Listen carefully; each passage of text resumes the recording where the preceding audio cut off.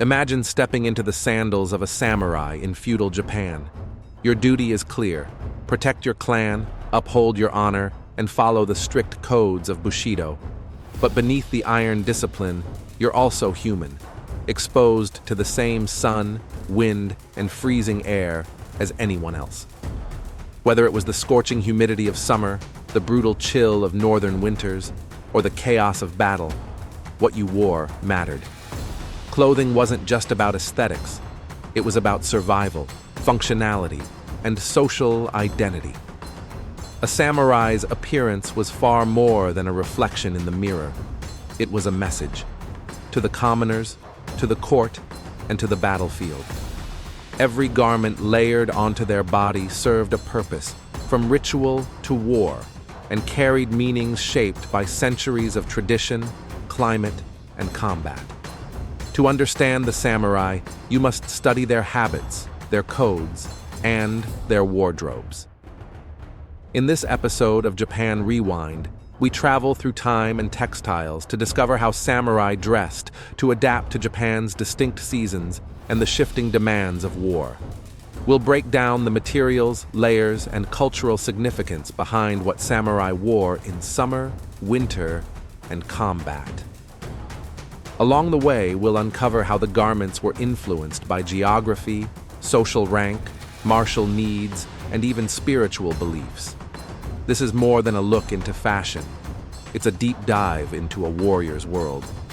Because to understand the armor and robes that wrapped around their convictions is to understand their resilience, their readiness for life and death, for honor and humility. So, what did the most iconic warriors of Japan actually wear? Let's begin where the heat is unforgiving. Summer in feudal Japan. Summer, staying cool under pressure. Summer in much of Japan can be oppressively hot and humid, especially in central and southern regions. For a class as formal and regimented as the samurai, maintaining appearance and composure in this climate required practical, clever adaptations. The base layer in summer was typically a shitage, a simple linen or hemp underkimono. These fabrics were chosen for their breathability and ability to wick sweat from the body.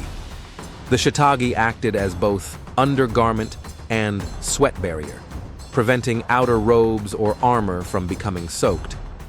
Over this, many samurai wore the hitatare, a two-piece outfit that featured a wide-sleeved upper garment and matching trousers. It was considered formal, yet comfortable, and in summer, it was often made from lightweight silk or fine ramie, a breathable fiber derived from nettle.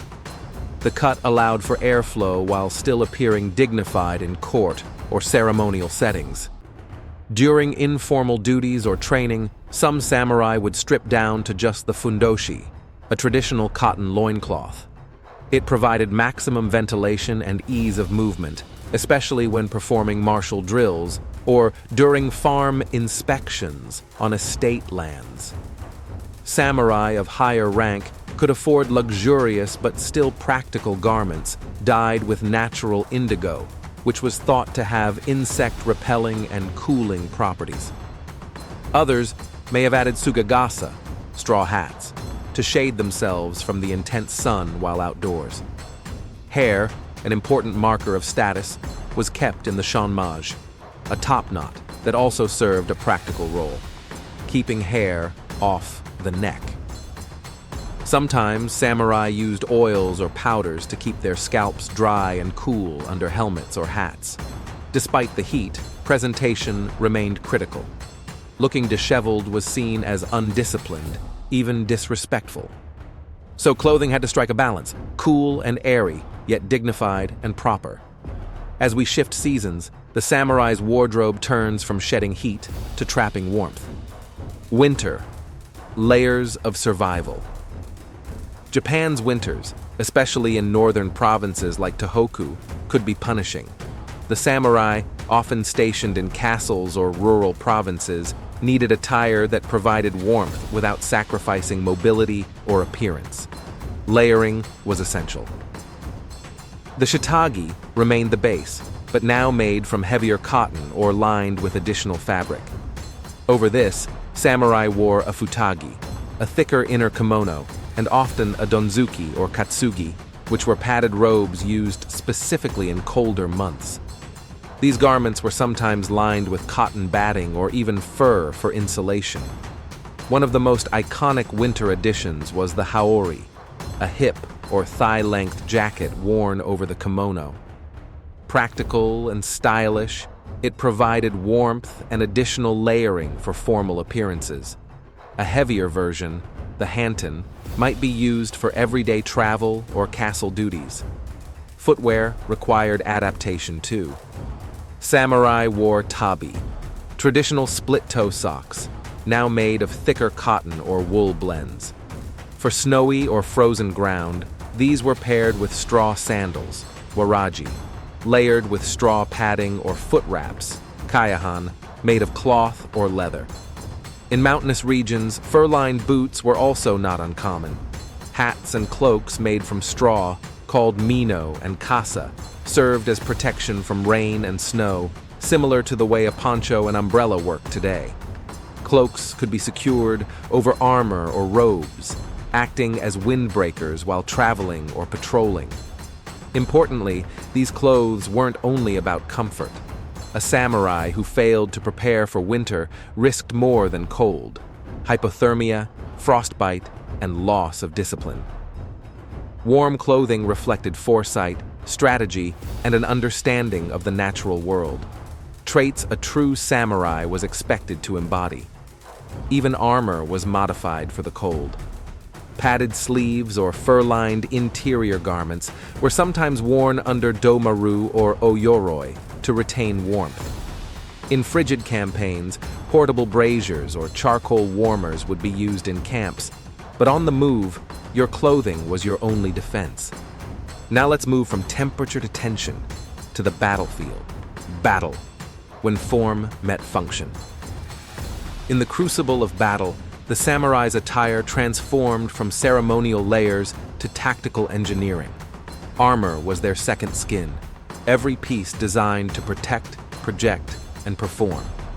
Beneath the armor, the samurai wore a soft linen shitagi and wide-legged hakama. These base layers were breathable, allowing sweat to escape while creating a buffer between skin and armor. Sometimes, the fabric was soaked in water before battle to reduce heat and offer minimal fire protection. The core of the battlefield uniform was the do, the cuirass that protected the torso. Made from rows of small iron or hardened leather scales, called kozane, these were laced together with silk or leather cords, creating a flexible but strong lamellar structure. This design absorbed impact while allowing freedom of movement. On the shoulders, sewed, large rectangular shoulder guards provided protection while enabling the swing of a sword or the pull of a bow.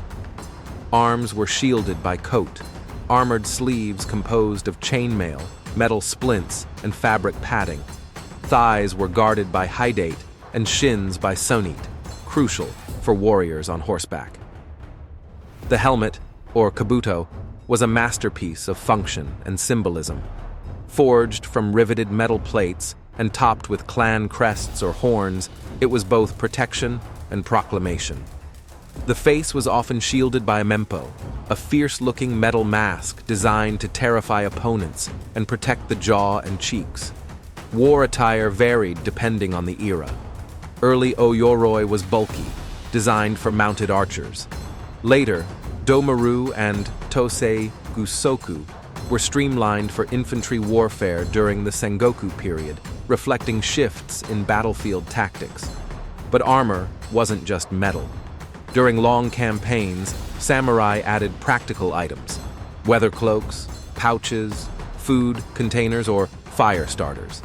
Sashes held small tools or charms, some spiritual, like omamori for protection, others practical, like knives for cutting cords. Appearance mattered. Armor was often lacquered in deep reds, blacks, or golds, not only to prevent rust, but to intimidate. A well-dressed samurai on the battlefield showed confidence and morale. By the Edo period, armor became more ceremonial. With relative peace under Tokugawa rule, samurai still wore armor in parades or for duty, but it shifted from practicality to pageantry. No matter the time or region, battle dress was the ultimate fusion of beauty and brutality.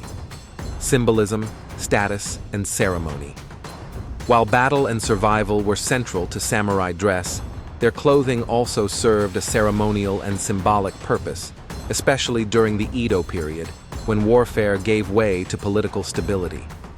During this time, samurai became more administrative and ceremonial figures, and their attire evolved to match. Ceremony was everywhere in samurai life. A warrior's robes might be layered and embroidered with family crests, mon, to reflect their house or allegiance. These crests were proudly displayed on the back, sleeves, and chest of formal kimono, and even on armor, often painted or embroidered with care. Colors also held deep meaning. Indigo represented calm and discipline. Red was courage and power. Gold signified wealth and divine favor. White, often seen in death rituals, stood for purity, readiness to die, and rebirth. Robes for specific rituals, such as weddings, coming of age, or formal court appearances, were chosen with attention to seasonal and symbolic color meanings. For example, during the Genpuku, a coming-of-age ceremony typically held in early adolescence, young samurai would receive their adult name and change attire. The outfit marked the transformation from boy to warrior.